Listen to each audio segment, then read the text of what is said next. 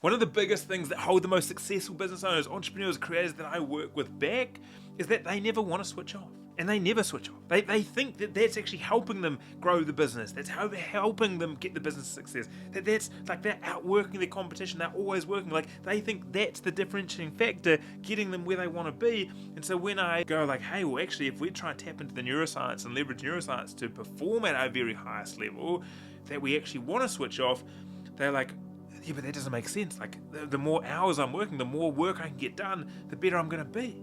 And then after a bit of time working together, they go, wait a minute, what was I doing? I now have my evenings off, I can relax, I have my weekends, I can do all this, and I'm having more business success than I was. It's funny because there's obviously a lot that happens in between that phase of going from always working, always busy, always on, to going, hey, I can switch off, I have time for partners, I have time for relationships, I have time for like my health and looking after myself again, and I've got the best success in my business that I've ever had.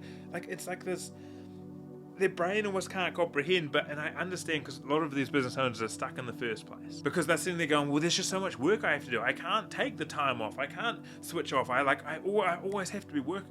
Now, there's obviously two things. It might be that you're missing systems in your business or that you need to outsource things or so forth. Like that might be option one.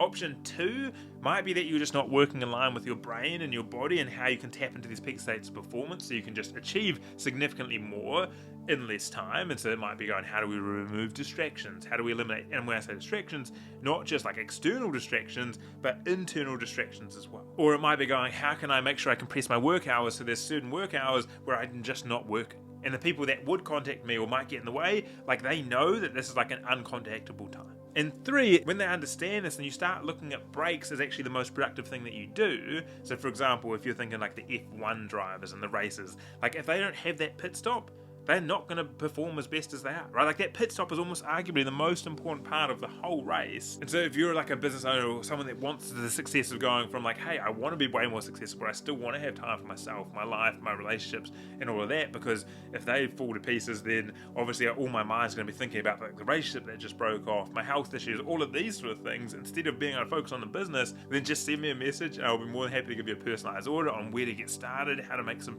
small productivity unlocks, and I'll even just pay you for your time if you don't leave that with like a productivity unlock that you can go implement straight away. Anyway, I look forward to hearing from you and helping you out on that next journey because I just know how different your life can be.